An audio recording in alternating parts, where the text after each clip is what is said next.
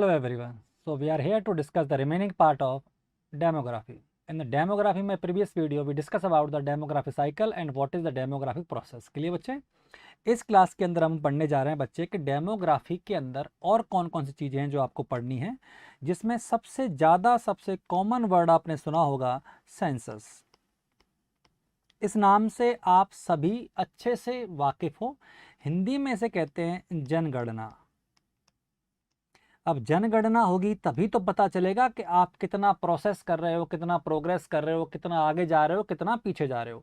तो सेंसस जो है बच्चे वो जनगणना होती है, और सेंसस में हम क्या क्या चीज़ें चेक करते हैं और सेंसस कब की जाती है, पहली सेंसस कब शुरू की गई, इन सब के बारे में बात करते हैं। तो याद रखना, सेंसस का पहला क्वेश्चन हम पूछेगा कि फ्रीक्वेंसी क्या होती है, मतलब कब कब करते हैं। तो आपको अच्छे से पता होगा सेंसस को हमेशा एवरी 10 ईयर्स में किया जाता है, जनगणना हमेशा 10 साल के अंदर होती है। क्लियर बच्चे?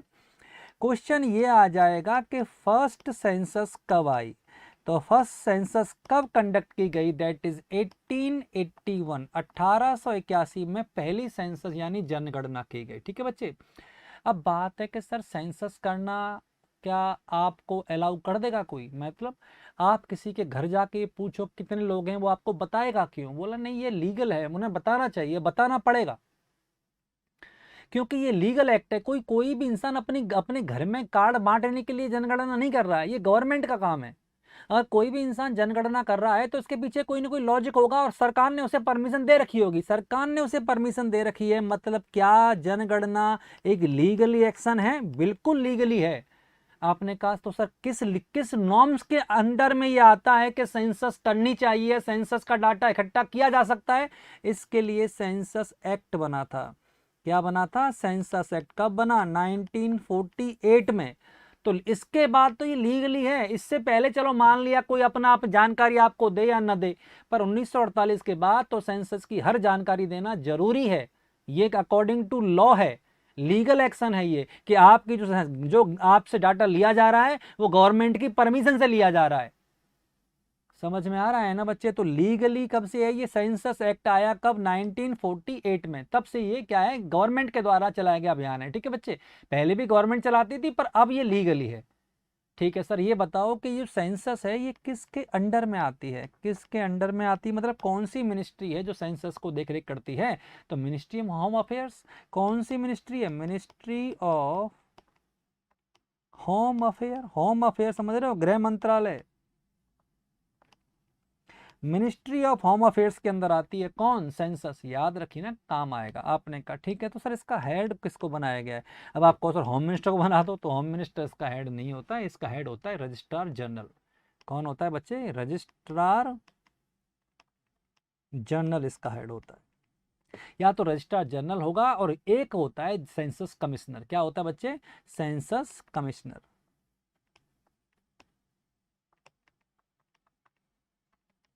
सेंसस कमिश्नर होता है और एक होता है रजिस्ट्रार जनरल। ये दो होते हैं जो हेड होते हैं सेंसस के।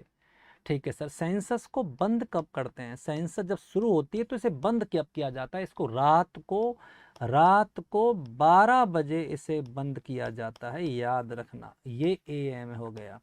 रात को 12 बजे बंद किया जाता है, आवर्स पर, ना दिन उससे पहले ना उसके बाद। ठीक है, अब बात है कि सर एक बात बताओ, ग्रेट इंडियन डिवाइड सेंसस कब कहलाया? ग्रेट इंडियन डिवाइड यानी कि अब तक की कौन सी सेंसस को ग्रेट इंडियन डिवाइड सेंसस कहा गया है? ग्रेट इंडियन डिवाइड सेंसस कहा गया है। ग्रेट इंडियन डिवाइड सेंसस किसे कहा गया है, या बिग इंडियन सेंसस किसे कहा गया है?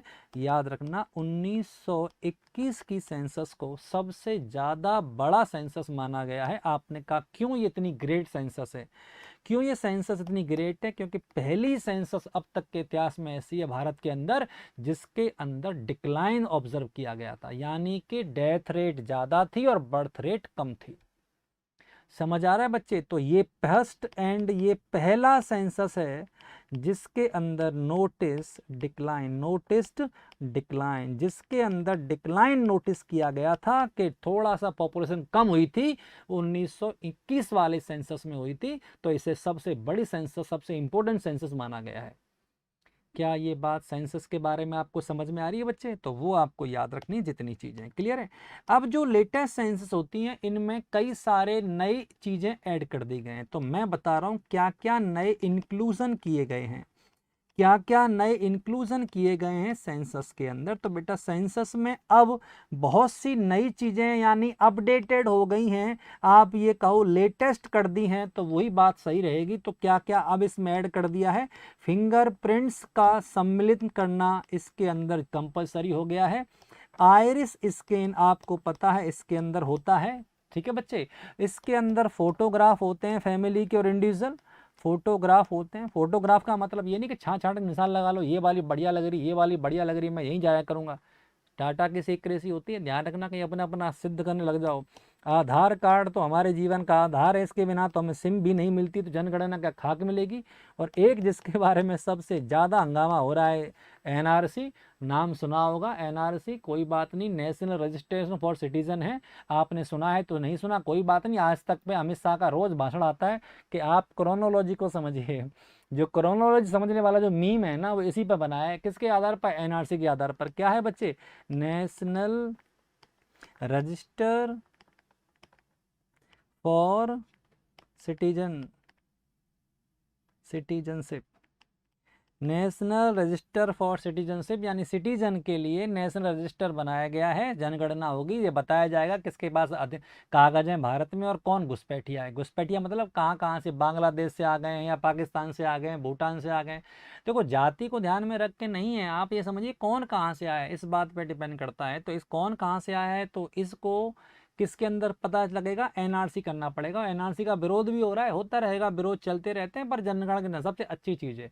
अगर आप भारत के तो कोई आपको भारत से अलग नहीं कर सकता, और कोई अगर आप भारत के नहीं है तो कोई आपको भारत में नहीं रख सकता। सिंपल सा मतलब है एनआरसी का, क्लियर बच्चे। तो दैट इज द एनआरसी। अब बात करते हैं कि इसके अंदर कौन कौन से इंडिकेटर आते हैं। तो बच्चे इंडिकेटर किसके, डेमोग्राफी के। तो इंडिकेटर बहुत सारे हैं, तो इंडिकेटर से वन बाई वन हम डिस्कस कर रहे हैं। तो सबसे पहले इंडिकेटर डेमोग्राफी में हम कौन कौन से पढ़ते हैं। सबसे पहला हम पढ़ रहे हैं बच्चे एनुअल ग्रोथ रेट। क्या पढ़ रहे हैं, annual growth rate. Sir annual growth rate क्या होता है, मैंने कहा birth rate minus death rate divide by 10। Simple है, एनुअल ग्रोथ रेट कैसे निकालते हैं, मैंने कहा birth rate minus death rate divide by 10। Birth rate में से डेथ रेट को माइनस कर दो, 10 से कर दो मल्टीप्लाई, तो इसे कहेंगे एनुअल ग्रोथ रेट। बहुत सिंपल फॉर्मूला है, दिख ही क्या होगा, दिख क्या है, याद हो गया हो कईयों को तो।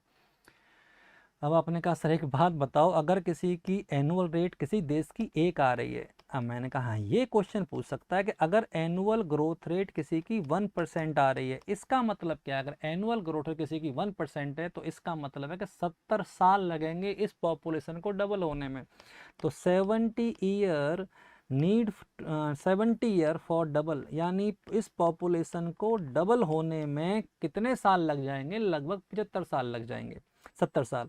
अगर किसी की एनुअल ग्रोथ रेट 2% है तो इसको डबल होने में कितना समय लगेगा, 35 साल के अंदर ये पॉपुलेशन क्या हो जाएगी, डबल हो जाएगी।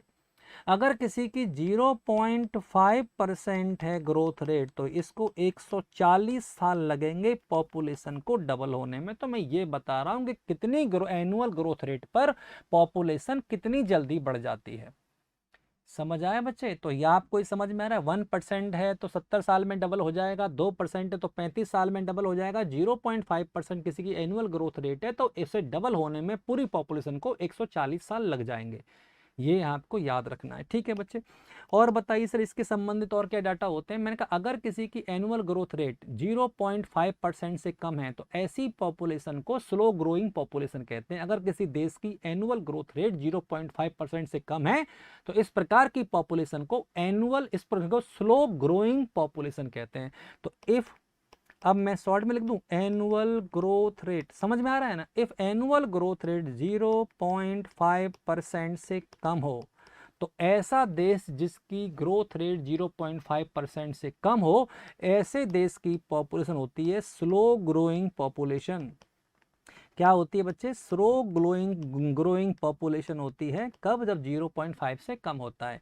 अगर 0.5 से लेके 1% के बीच में होता है, इसे कहते हैं मॉडरेट ग्रोइंग पॉपुलेशन। मॉडरेट यानी बहुत ज़्यादा भी नहीं तेज़ी से बढ़ रही और बहुत स्लो भी नहीं बढ़ रही है, बीच की सी बढ़ रही है, बढ़ने दो। पॉपुलेशन मॉडरेट ग्रोइंग पॉपुलेशन कहते हैं किसको? जब 0.1 से 1 के बीच में हो। जब 1 से लेके 1.5% के बीच में हो, इसे कहते हैं रैपिड ग्रोइंग पॉपुलेशन। क्या कहते हैं इसको? Rapid growing population. और आपको पता होना चाहिए भारत की कितनी है, इंडिया की एनुअल ग्रोथ रेट कितनी है बच्चे? बताओ। इंडिया की है 1.02, मतलब 1 से थोड़ी सी ज्यादा है, 1 से थोड़ी सी ज्यादा है, पर थोड़ी ज्यादा है। तो हाल फिलहाल आज की डेट में बात करूं, 2023 में जहां हम बैठे हैं, आज की डेट में इंडिया इसी फेज को बिलोंग करती है। आज की डेट में इंडिया इसी को बिलोंग करती है। आगे कुछ दिनों में इंडिया 1 के आसपास आ जाएगा तो वो अगले फेज को डिनोट, तो फिर वो इस फेज में आ जाएगा। कौन से फेज में? Moderate growing population. ये फ्यूचर है किसका? इंडिया का। और ये आज है किसका? इंडिया का। आज तो हम रैपिड ग्रोइंग पॉपुलेशन के अंदर कंसीडर होते हैं। आई होप ये बात आपको समझ में आ गई होगी। अगर किसी की 1.5 से 2% के बीच में आ रही है एनुअल ग्रोथ रेट, तो इसे कहेंगे वेरी रैपिड ग्रोइंग पॉपुलेशन। क्या बोलेंगे? Very rapid growing population. और किसी की 2% से ज़्यादा आ रही है, अगर किसी की 2% से ज़्यादा, इसे कहेंगे एक्सप्लोसिव ग्रोइंग पॉपुलेशन। क्या कहेंगे? Explosive growing population. तो ये आप जरूर याद रखना, मैंने आपको जो बताया है कि किस कंडीशन के अंदर हम पॉपुलेशन को स्लो ग्रोइंग मानेंगे, रैपिड ग्रोइंग मानेंगे, मॉडरेट ग्रोइंग मानेंगे, वेरी रैपिड मानेंगे या एक्सप्लोसिव मानेंगे। और हम ये सब किसके बेस पे देख रहे हैं? हम देख रहे हैं एनुअल ग्रोथ रेट के बेस पर। एनुअल ग्रोथ रेट होती है birth rate minus death rate divide by 10। Clear बच्चे? ठीक है। अब हम बात कर रहे हैं इसके बाद बच्चे हम अगला लेके आते हैं सेकंड, और वो है फर्टिलिटी रेट। कौन सा बच्चे? Fertility rate. फर्टिलिटी रेट ये थोड़ा सा कॉम्प्लेक्स है, पर तुम्हें समझने में दिक्कत नहीं आएगी। You are all are genius. तुम तो बहुत ज़्यादा पढ़ने वाले बच्चे हो, और मेरे बड़े प्यारे बच्चों बड़ा ध्यान सुनेंगे। हम पढ़ेंगे पहला जनरल फर्टिलिटी रेट। क्या पढ़ेंगे हम? General fertility rate. अब जो जनरल फर्टिलिटी रेट है वो क्या होगा? जनरल फर्टिलिटी रेट के अंदर बच्चे हम क्या देखेंगे? मेरी बात बहुत ध्यान से समझना। इसे जीएफआर कहते हैं। अरे ग्लोमेरुलस फिल्ट्रेशन रेट नहीं है बच्चे, इसे जनरल फर्टिलिटी रेट कहते हैं। सर निकालते कैसे हैं इसको? मैंने कहा number of live birth. General fertility बात कर रहे हो, number of live birth divide by women of the reproductive age. Women in reproductive as multiple into 1000। तो एक बार लिख लीजिए फॉर्मूला लगे हाथ, क्योंकि बच्चे फटाफट लिखना चाह रहे हैं, कॉपी खोल के बैठे हैं। तो लिख लो number of live birth divide by women in reproductive age इसे कहते हैं WRA, women with reproductive age. और आपने कहा किससे मल्टीप्लाई करना है? 1000 से। सर रिप्रोडक्टिव एज कितनी होती है? लगे हाथ लिख लो, 15 से 49, 15 to 49 ईयर्स होती है, याद रखिएगा। क्लियर है? कुछ बुक्स में लिखा है 15 से 44, वो गलत है। रिप्रोडक्टिव एज यही मानना आप, तो यही टिक करना। तो रिप्रोडक्टिव एज कितनी होती है? 15 to 49 ईयर्स होती है। आई होप ये बात समझ में। अब बात करते हैं कि सर ठीक है, तो अगर मैं आपसे कहूं कि 2 ग्रुप है मेरे पास 2 ग्रुप है। मैंने कहा ग्रुप ए है मेरे पास, और मेरे पास ग्रुप सेकंड है। तो इसमें टोटल रिप्रोडक्टिव महिलाएं थी 7000 वीमेन विद रिप्रोडक्टिव एज, और इसके अंदर भी कितनी थी? 7000। और इसके अंदर लाइव बर्थ कितने थे? 700। और इसके अंदर लाइव बर्थ कितने थे? 1400। तो अब तो आपको समझ में आ गया ना कि फर्टिलिटी रेट किसकी ज़्यादा है। जनरल फर्टिलिटी रेट किसकी ज़्यादा है, जनरल फर्टिलिटी इसकी ज़्यादा है, क्योंकि इसके 1400 बच्चे पैदा हुए हैं। कितने, 7000 माओं में से कितने बच्चे पैदा हो गए, 14000 बच्चे, सॉरी 1400 बच्चे पैदा हो गए। अब 7000 में 700 ही बच्चे पैदा हो रहे हैं, तो इनकी तो कम हो गई ना। इससे क्या हो गई, 700 अपॉन 7000, समझ में आ रहा है ना बच्चे। इनटू क्या कर दो, 1000, तो लगे हाथ तुम देख रहे हो 100 आ रही है इसकी। मैं तो एग्जाम्पल दे रहा हूँ, इतना कि तुम सीरियस होके बैठ जाओ। समझ में आ रहा है ना। तो इसके बाद इसका मतलब क्या है कि ये 1400 हैं, ये 1400 हैं, और ये कितने हैं, 7000, और यहाँ से हमने क्या लिया, 1000, ये उड़ा दोगे तो कितना आया, लगभग ये आ रहा है 200। तो पता चल गया ना किसकी फर्टिलिटी ज़्यादा है, ग्रुप सेकंड की फर्टिलिटी ज़्यादा है। क्या एक बात समझ में आई बच्चे। तो बोला ये क्या बताता है, ये फर्टिलिटी को बताता है। ठीक है चलो, ये हमने समझ लिया फर्टिलिटी को। सेकंड बताना इसी में कौन सा है, इसी में अगला है टोटल फर्टिलिटी रेट। ये थोड़ा और स्पेसिफिक हो जाता है। टोटल ये किसकी हेडिंग है, फर्टिलिटी रेट की। बच्चे ध्यान सुनो, फर्टिलिटी रेट का पहला था जनरल फर्टिलिटी रेट, और दूसरा है total fertility rate. Total fertility rate, समझ आया। तो टोटल फर्टिलिटी रेट और क्या होगी बच्चे, इसका फॉर्मूला समझिए आप। टोटल फर्टिलिटी रेट का फॉर्मूला है नंबर ऑफ लाइव बर्थ, पहले भी वही था, number of live birth divide by women with reproductive age, वो पहले ही वही था, with age specific fertility rate, with age specific fertility rate into 1000। अब मैंने कहा यहां थोड़ा सा लोचा हो गया, ये क्या बीमारी लिख दी सर आपने, ये पहले तो नहीं लिखी थी। हाँ ये थोड़ा सा अलग है। आपने कहा इसको समझाओ कि ये क्या बीमारी है, इसको समझाते हैं वापस से। इधर आ जाओ, मेरे पास दो ग्रुप हैं, देखो कोशिश करो, मैं कर रहा हूं तो आप भी करो। पहला ग्रुप और सेकंड ग्रुप दो हैं मेरे पास। इसमें विमेन है, रिप्रोडक्टिव एज की विमेन है, पहले मैंने कितना बताया था, 7000, और इसमें भी कितनी है, 7000। इसमें ये जो इसके अंदर जो लाइव बर्थ हुई हैं वो हुई हैं 700, और इसके अंदर भी क्या हुई है, 700। तो एक बात बताओ, जनरल फर्टिलिटी रेट तो बराबर आएगी, पहले वाली कहाँ, ये वाली तो बराबर आएगी ना, क्योंकि इसमें तो number of live birth upon by women में रिप्रोडक्टिव एज, तो ये तो दोनों की क्या आएगी, बराबर। समझ आए। तो इसकी जनरल फर्टिलिटी रेट तो क्या हो गई, इक्वल, क्योंकि मां भी बराबर है और पैदा होने वाले बच्चे भी बराबर हैं। पर इसकी टोटल फर्टिलिटी रेट अलग हो भी सकती है और नहीं भी हो सकती। तो टोटल फर्टिलिटी रेट सेम होगी, जरूरी भी नहीं है कि सेम हो, और ये भी नहीं कि सेम ना हो। तो सेम हो भी सकती है और नहीं भी हो सकती। अब बस वही समझाना है कैसे। इस पे आ जाओ, कितने हैं यहां पर हैं 7000 माएँ हैं, 7000 विभिन्न रिप्रोडक्टिव एज की हैं। मैंने कहा ठीक है, रिप्रोडक्टिव एज क्या होती है, मैंने कहा 1549। आ जाओ, ऐसा करो, 15 से 25 साल की महिलाएं, 25 से 35 साल की महिलाएं, और 35 से 45 साल की महिलाएं, ये तीन कैटेगरी डिवाइड करो। मैंने कहा ये क्या है, मैंने कहा एज अलग अलग है।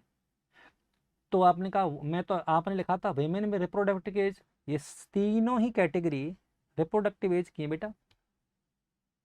हाँ हाँ वो तो है। तो 15 से 49 में तो आ रही हैं, 15 से 45 भी। हाँ वो तो ठीक है। तो डिवाइड क्यों कर रहे हो, मैं ये बता रहा हूँ, 7000 महिलाओं में से कितनी महिलाएं कौन से ग्रुप की हैं। 7000 में से, ध्यान से सुनना मेरी बात बच्चे, 7000 में से मैं किससे लिखूं, ग्रुप ए के अंदर, ग्रुप ए के अंदर 1000 महिलाएं तो कैसी हैं, जिनकी उम्र कितनी है, 15 से 25।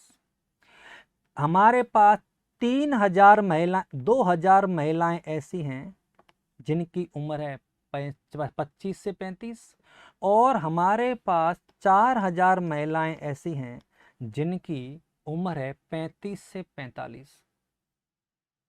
अरे हाँ या ना बच्चे। तो टोटल महिलाएं कितनी हो गई, महिलाएं हो गई 7000। आपने क्या देखा, मैंने देखा एज स्पेसिफिक फर्टिलिटी रेट, मैं देख रहा हूं एज स्पेसिफिक फर्टिलिटी रेट। मैंने देखा कि सबसे ज्यादा कौन सी एज की विमेन हैं जो फर्टिलिटी हैं, आपने कहा कि वो हैं बच्चे कौन सी एज की, 35 से 45 वाली महिलाएं सबसे ज्यादा एज की हैं। अरे हाँ या ना? मैंने कहा ठीक है।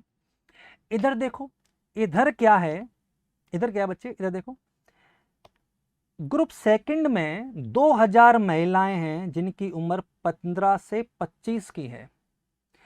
इसमें 4000 महिलाएं हैं जिनकी उम्र 25 से 35 है, और इसमें 1000 महिलाएं हैं जिनकी उम्र 35 से 45 है। तो बेटा यहां भी कितनी है? 7000। तो आपने कहा, वो तो मैंने पहले ही कहा था 7000 हैं और 7000 है। क्या इनकी टोटल फर्टिलिटी, जनरल फर्टिलिटी तो बराबर है क्योंकि दोनों ने बच्चे बराबर पैदा किए हैं, 700 700, पर क्या टोटल फर्टिलिटी रेट बराबर है? टोटल फर्टिलिटी रेट बराबर नहीं है, क्योंकि आप देखो हर एज के ग्रुप के, हर एज ग्रुप से अलग अलग महिलाएं अलग अलग ग्रुप में दे रखी हैं।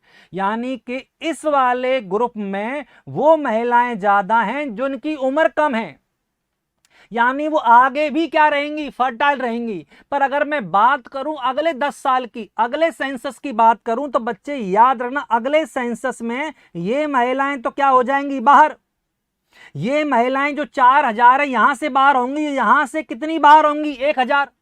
तो अगले 10 साल में, अगले 10 साल में बच्चे कौन से ग्रुप में फर्टाइल महिलाएं ज्यादा बचेंगी? इसके अंदर फर्टाइल महिलाएं ज्यादा बचेंगी, इसके अंदर फर्टाइल महिलाएं कम बचेंगी। तो अगले 10 साल के बाद अगर मैं बात करूं टोटल फर्टिलिटी रेट किसकी ज्यादा होगी, तो टोटल फर्टिलिटी रेट इसकी ज्यादा होगी, क्योंकि इसमें कम उम्र की महिलाएं ज्यादा थी।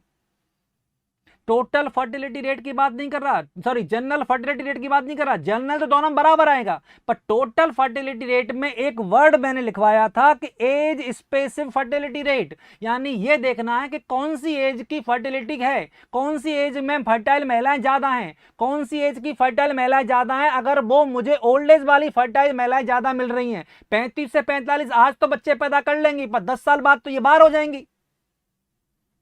समझ में आ रहा है ना बच्चे? तो मैं यही कहना चाह रहा हूं आपसे कि जिस ग्रुप में कम उम्र की फर्टाइल महिलाएं ज्यादा हैं उनकी टोटल फर्टिलिटी रेट ज्यादा है, और जिनके अंदर अधिक उम्र की फर्टाइल महिलाएं ज्यादा हैं उनकी टोटल फर्टिलिटी रेट कम है। ये बताना चाह रहा हूं। आई होप अब तो आपको समझ में आ गया होगा। और ये याद रखना, ये जनरल फर्टिलिटी रेट से ज्यादा बेटर होता है। आपसे पूछा जाए कि कंप्लीट फैमिली साइज के लिए बेस्ट इंडिकेटर कौन है, तो total fertility rate is the best indicator of complete family size. तो स्टार बना के लिख लेना, बेस्ट इंडिकेटर ऑफ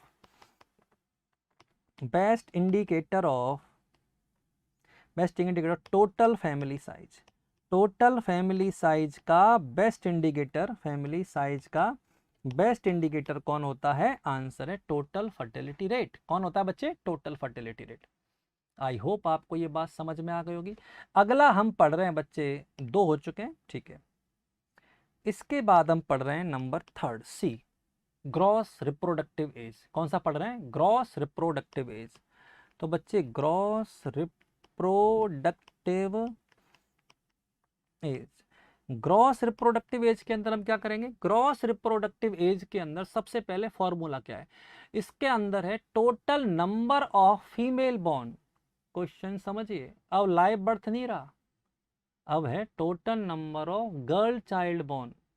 कितनी लड़कियां पैदा हुई, किसमें?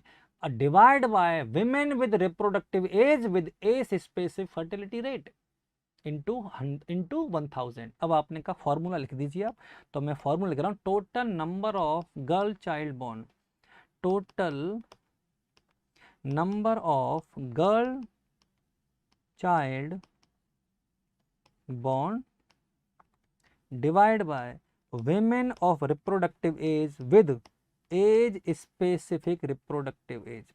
ये समझा बच्चे? क्या बताया मैंने? Age specific fertility rate, age specific fertility rate into 1000। Total number of girl child born divide by women with reproductive age, women with reproductive age with the age specific fertility rate. ये तो मैं समझा चुका हूं, age specific fertility rate. Total number of girl child, total number of girl child, girl मतलब कि लड़की, कितनी लड़कियां पैदा हुई एक्चुअल में वही डिसाइड करेंगी कि टोटल रिप्रोडक्टिव रेट क्या रहेगी, ग्रॉस रिप्रोडक्टिव रेट क्या रहेगी। कैसे? लड़के क्या करेंगे रिप्रोडक्शन में? वो तो बोलो सर लड़के के बिना हो जाएगा रिप्रोडक्शन। अरे बच्चे पैदा थोड़ी करते हैं लड़के।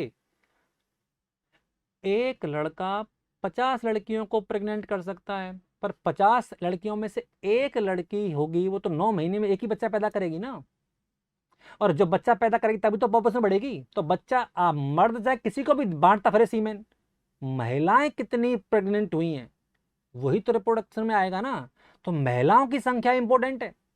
500 महिलाओं के लिए एक आदमी काफी है अगर सीमेन ही देना है तो। समझ में आ रहा है ना। तो महिलाएं देखी जाती हैं कि महिलाएं कितनी हैं, तभी तो उस देश की रिप्रोडक्शन के बारे में हमें पता लगता है। मेल से रिप्रोडक्शन पता नहीं चलता है। रिप्रोडक्टिव ग्रॉस पता चलता है नंबर ऑफ फीमेल से। जितनी फीमेल ज्यादा होंगी उतनी बच्चे ज्यादा पैदा होंगे। अरे कॉमन सेंस यूज करो यार।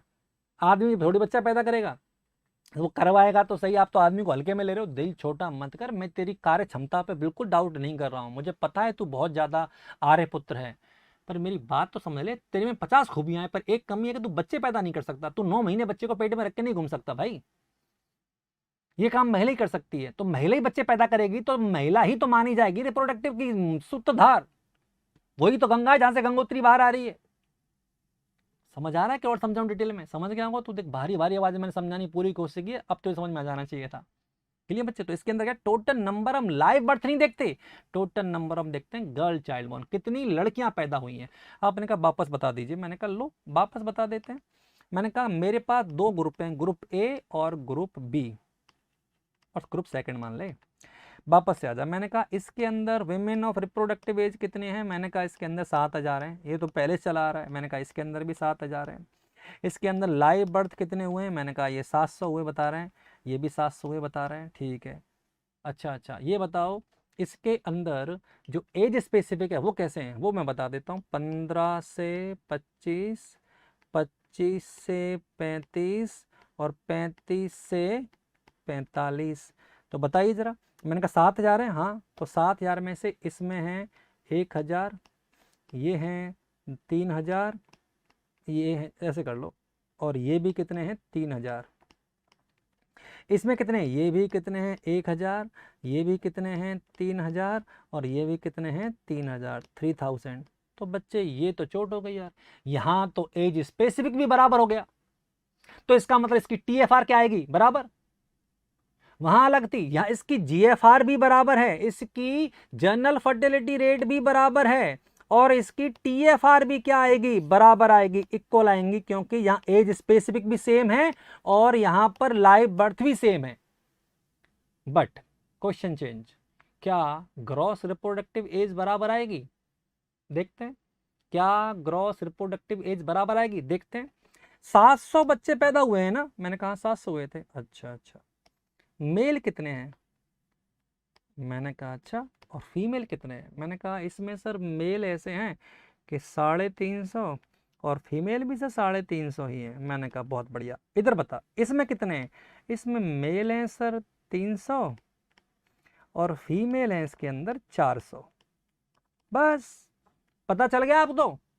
ग्रॉस रिप्रोडक्टिव एज पता चल गई ना। किसकी ज्यादा होगी? जहां महिलाएं ज्यादा पैदा हुई हैं वहीं की रिप्रोडक्टिव एज ज्यादा होगी, क्योंकि आगे जाकर यही महिलाएं, आगे जाकर यही बच्ची जो पैदा हुई है वो मां बनेगी। जब तक ये मां बनने लायक होगी, जब तक इसकी मां बनने लायक नहीं रहेगी, तो वो तो हो जाएगी रिप्रोडक्टिव एज से बाहर, और ये आ जाएगी रिप्रोडक्टिव एज में। अरे बात समझो बच्चे। तो इसका मतलब है जिसके अंदर फीमेल ज्यादा हैं, जिस पॉपुलेशन के अंदर, उसकी इसकी ग्रॉस रिप्रोडक्टिव रेट किसकी ज्यादा होगी? तो इसकी ज्यादा क्या होगी? Gross reproductive age.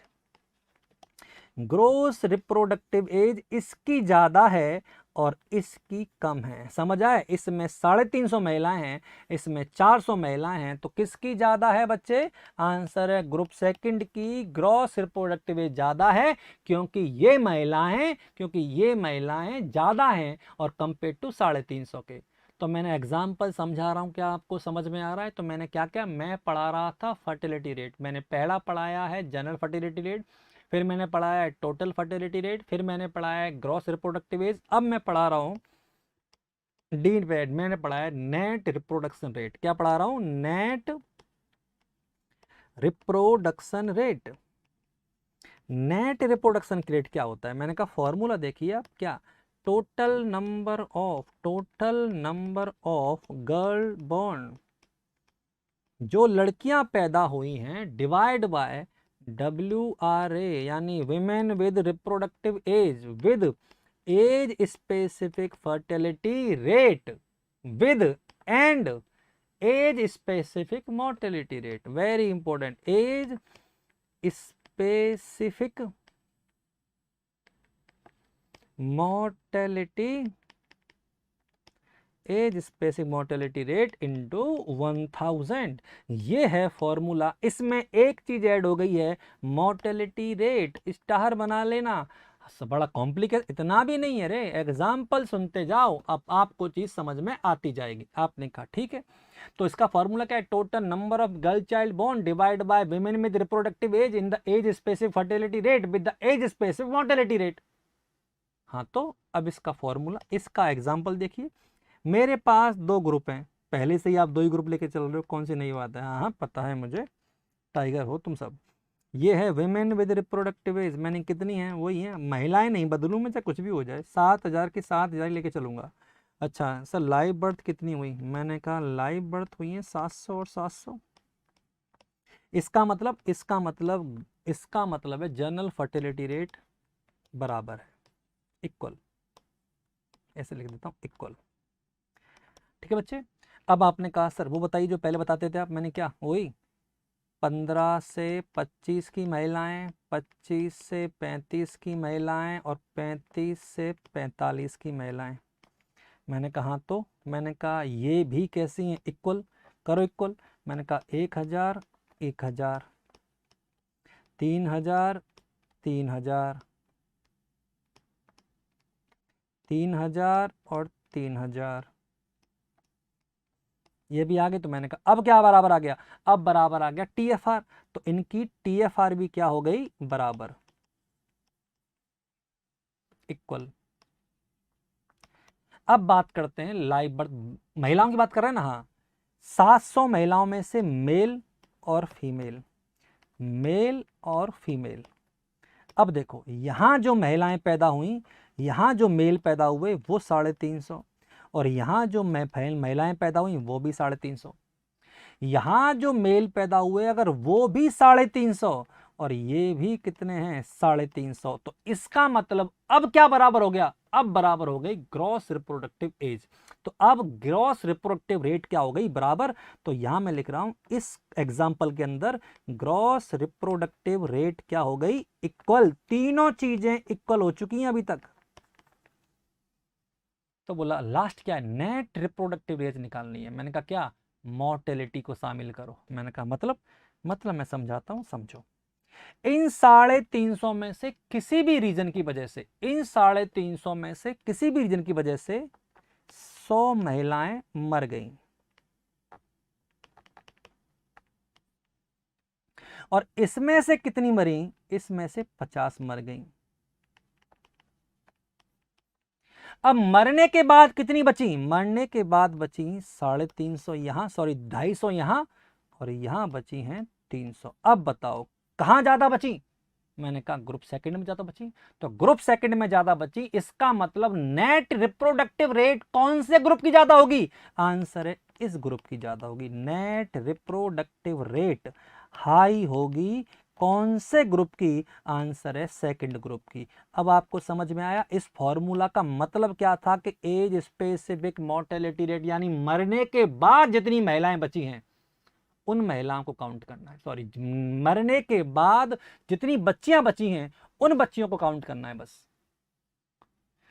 समझ में आ रहा है ना बच्चे? तो याद रखना, इन दैट कंडीशन आपको मैंने ये बताया है कि कौन सी एज में, कौन सी एज के अंदर हम ये बता रहे हैं कि कैसे कैसे निकाला जाता है। तो हमने आपको बताया जनरल फर्टिलिटी रेट, हमने बताया टोटल फर्टिलिटी रेट, हमने बताया कौन सा नेट रिप्रोडक्टिव रेट, और हमने बताया gross reproductive rate. So in that condition we are discussing for the which one total fertility rate के बारे में हमने आपसे बात की है। आई होप आपको ये बात समझ में आई कि टोटल फर्टिलिटी रेट कैसी कैसी होती है। क्लियर है? अब ये एग्जांपल ऐसे भी हो सकता है कि कितनी महिलाएं मर गईं, कौन सी एज की महिलाएं ज्यादा मर गईं। अगर सपोज करो महिलाएं जहां ज्यादा मरेंगी उनकी टोटल विमेन संख्या कम हो जाएगी रिप्रोडक्टिव एज की, तो भी नेट रिप्रोडक्शन रेट चेंज हो जाएगी। तो कोई भी मोर्टेलिटी रेट हो महिलाओं की या लड़कियों की, उसे हम किस में निकालते हैं? नेट रिप्रोडक्टिव रेट में निकालते हैं। आई होप आपको ये बात समझ में आ रही है ना बच्चे? तो ये बहुत इंपॉर्टेंट मैंने आपको समझाया है। आई होप मेरे एग्जाम्पल मैंने जितने भी दिए हैं आपको समझ में आ गए होंगे। ठीक है, अगली चीज कुछ कॉमन बातें कर लेते हैं जो आपको याद रखनी है। क्लियर बच्चे? अगर मैं आपसे बात करूं कि most refined indicator for the assessment of family planning programme, तो कौन है? तो वह net reproductive rate. Net reproductive rate is the most refined indicator for assessment of family planning program. याद रखना, net reproductive rate is the most refined, is the most refined, most refined indicator, most refined indicator of, most refined indicator of किसका बच्चे? family planning program, family planning program, assessment indicator of family planning programme. Family planning programme का best indicator और most refined indicator किसे माना जाता है? वो होता है बच्चे नेट रिप्रोडक्टिव एज। इसका गोल क्या रखा है गवर्नमेंट ऑफ इंडिया ने? गोल रखा है 1, 1 से कम होना चाहिए। अब आपने कहा सर 1 से कम, अगर मुझे 1 से कम लाना है, if I want NRR net reproductive as is, net reproductive rate is 1, तो फिर मुझे क्या चाहिए? देन कपल प्रोटेक्शन, इसके लिए मुझे चाहिए couple protection rate, couple protection rate is more than 60%, 60% से ज्यादा चाहिए मुझे couple protection rate. Couple protection rate का मतलब मैं बता दूं, कपल प्रोटेक्शन रेट का मतलब है कितने कपल कॉन्ट्रासेप्टिव यूज करते हैं। अगर 100 कपल मेरे पास है तो 100 में से अगर 60 से ज्यादा कॉन्ट्रासेप्टिव को यूज करते हैं तो फिर मैं नेट रिप्रोडक्टिव एज को 1 तक ले आऊंगा। समझो बच्चे, कपल प्रोटेक्शन रेट का मतलब है कितने कपल 100 में आउट ऑफ 100 कितने कपल ऐसे हैं जो कि कॉन्ट्रासेप्टिव को यूज करते हैं, उन्हें हम क्या कहते हैं? कपल प्रोटेक्शन रेट कहते हैं। क्या कहते हैं बच्चे? Couple protection rate. Clear? I hope आपको ये बात समझ में आ रही होगी। So that more than the 60%, अगर वो 60% ज्यादा है तो हम NRR को कितना ले आएंगे? 1 ले आएंगे। समझा बच्चे? अगर मैं बात करूं GFR यानी कि टोटल GRR यानी कि gross reproductive rate, GRR divide by बच्चे मैंने बोला NRR नेट रिप्रोडक्टिव एज, अगर GRR divide by NRR is equal to half of TFR। समझ आए बच्चे? तो ये ही आपको याद रखना है कि approximate GRR divide by NRR is equal to half of TFR होता है, ऐसा अप्रोक्सीमेट होता है। अप्रोक्सीमेट यानी लगभग ऐसा होता है कि मैंने कहा ग्रॉस रिप्रोडक्टिव रेट को अगर नेट रिप्रोडक्टिव रेट से डिवाइड कर दो तो टोटल फर्टिलिटी रेट का हाफ निकल आता है। ये सब चीजें आपको याद रखनी है कि GRR upon NRR is equal to half of TFR। Clear बच्चे? अब चलो और हम बात करते हैं, और बताइए और सुनिए, एज स्पेसिफिक फर्टिलिटी रेट क्या होता है? Age specific fertility rate, age specific fertility rate क्या होता है वो देखते हैं बच्चे। एज स्पेसिफिक फर्टिलिटी रेट के अंदर बच्चे याद रखना इसका फॉर्मूला है number of live birth, number of live birth divide by women with reproductive as, women with reproductive as, age group, हाँ या ना? इन एज ग्रुप, हर एज ग्रुप में कितनी महिलाएं रिप्रोडक्टिव एज की हैं? अरे हाँ या ना बच्चे? इनटू 1000, इसे कहते हैं एज स्पेसिफिक। एज स्पेसिफिक और कॉमन से बता रहा हूं, age specific marital fertility rate क्या होती है? Marital age specific marital fertility rate, age specific marital fertility rate क्या होती है बच्चे? इसका फॉर्मूला थोड़ा याद रखना, इसका फॉर्मूला है live birth divide by women with reproductive as which married. समझ आ रहा है बच्चे? तो लाइव बर्थ कर लो इसको, divide by women with reproductive age with married, जो मैरिड भी है, और 1000 से क्या कर दो मल्टीप्लाई, तो वो आ जाता है age specific marital fertility rate. क्या आ जाता है? Age specific marital fertility rate. इसके बाद हम बच्चे किसके बारे में बात करें? इसके बाद अगर हम बात करें तो हम बात करेंगे प्रेगनेंसी रेट के बारे में। तो प्रेगनेंसी रेट क्या होती है? प्रेगनेंसी रेट के बारे में बात करूं तो total number of pregnant lady, जितनी प्रेगनेंसी हुई है, चाहे वो प्री टर्म बेबी हुआ है, चाहे टर्म बेबी हुआ है, चाहे वो एबॉर्शन हो गया है, कुछ भी है, जितनी बार वो प्रेग्नेंट हुई है, total number of pregnance lady है ना, टोटल चाहे कोई महिला एक बार ही प्रेग्नेंट हुई है और वो भी एबॉर्ट हो गया, होने दो, गिन लो उसको, total number of pregnant lady, pregnant lady के जितने नंबर है, मैं फिर कह रहा हूँ कोई जरूरी नहीं बच्चे ही पैदा करे हो, नहीं करे हो, एबॉर्शन हो गया हो, कुछ भी हो गया हो, divide by women with reproductive as, हाँ या ना बच्चे? Women with reproductive as. अब इसमें क्या माना जाएगा? इसमें मानते हैं 15 से 44 साल। प्रेगनेंसी रेट के अंदर याद रखना, विमेन रिप्रोडक्टिव एज को 15 से 44 माना जाता है। ये आपको याद रखना है, इसका कोई बहुत बड़ा फॉर्मूला नहीं है, पर आपको ये याद रखना है। मैं स्टार बना देता हूँ। अब तक जितने हुए थे सब में मैंने किसको माना है? 15 से 49 को, पर प्रेगनेंसी रेट के अंदर आप मानोगे 15 से 44 को। क्लियर है? इसके बाद आता है बच्चे एबॉर्शन रेट। क्या आता है? Abortion rate. एबॉर्शन रेट क्या होता है? वही टोटल नंबर ऑफ एबॉर्शन, जितने नंबर हुए हैं, number of abortions divide by women with total number of abortion divide by number of live birth, that is important, number of live birth into 1000, ये होता है एबॉर्शन रेट। क्लियर बच्चे? तो total number of abortion divide by, ये तुमसे इतना नहीं पूछेगा, बट इससे पहले वाले थे वो सारे पूछेंगे जो बताएं। ये तो मैं बता रहा हूं कि आपको हर चीज पता होनी चाहिए। तो एबॉर्शन रेट कैसे निकालते हैं? Number of abortion divide by number of live birth, न कि नंबर ऑफ प्रेग्नेंट मेल, यानी वीमेन ऑफ रिप्रोडक्टिव एज नहीं आएगा इसके अंदर। क्या आएगा? Number of live birth into 1000। चलिए बच्चे, तो ये सब क्या आ गए? जितनी रेट थी मैंने आपको सारी बताई है। फिर भी और कुछ है तो बच्चे, चाइल्ड वुमेन रेशो क्या होता है? Child women ratio, child women ratio आपसे कोई पूछे तो क्या क्या लिखोगे? चाइल्ड कितने साल के बच्चे को माना है आपने? मैंने 0 से 4 साल के बच्चे को माना है। कुछ किताबों में 0 से 6 तक लिखा है, कुछ में 0 से 6 लिखा है। वो अपना अपना आस्पेक्ट है। 0 से 4 भी ज़्यादा सही आंसर है, मोर करेक्ट आंसर है 0 से 4। 0 से 6 भी सही है, पर ज़्यादा एक्यूरेट है 0 से 4। फिर कह रहा हूँ 0 से 4 ज़्यादा एक्यूरेट है, 0 से 6 गलत नहीं है, पर ज़्यादा सही आंसर है 0 से 4। तुम ज़्यादा सही पढ़ोगे तभी तो है। अनुपात कितना? Women with reproductive as. अब इसमें किसको मानोगे? 15 से 44 को ही मानोगे। ठीक है बच्चे? इसे कहते हैं चाइल्ड वुमेन रेशो। तो इसका मतलब, चाइल्ड वुमेन रेशो का मतलब बच्चे 0 से 4 तक साल से लेके और 15 से 44 साल तक की महिलाओं का जो रेशो है उसे कहते हैं चाइल्ड वुमेन रेशो। क्लियर बच्चे? वापस वर्ड आ रहा है कपल प्रोटेक्शन। मैंने बताया था अभी आपको, couple protection rate. Couple protection rate क्या होता है बच्चे? मैंने कहा था आपसे कि अगर आप ये मान के चलो कि NNR 1 हो रहा है, NNR 1 का मतलब है कि एक महिला जब रिप्रोडक्टिव एज में आएगी तो एक महिला रिप्रोडक्टिव एज से बाहर चली जाएगी। इसका मतलब होता है NNR का 1 होना। आप समझिए, एक महिला रिप्रोडक्टिव एज में आए और उसके आने से एक महिला एज से बाहर चली जाए, ये जवान हो तो बूढ़ी बाहर हो जाए। नहीं समझ में आ रहा? NNR 1 का मतलब क्या होता है?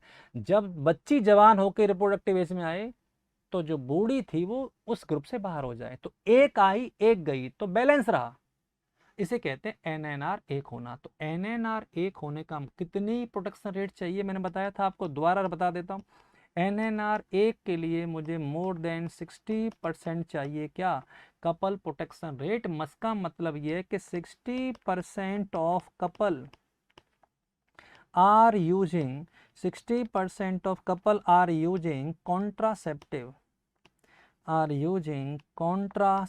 कॉन्ट्रासेप्टिव को यूज कर रहे हैं। अरे हाँ या ना बच्चे, अगर कॉन्ट्रासेप्टिव को यूज कर रहे हैं कितने 60%, तो फिर ये मान के चलो 40% ही बच्चे पैदा करेंगे, 40% कपल ही चाइल्ड को प्रोड्यूस करेंगे, हाँ या ना बच्चे।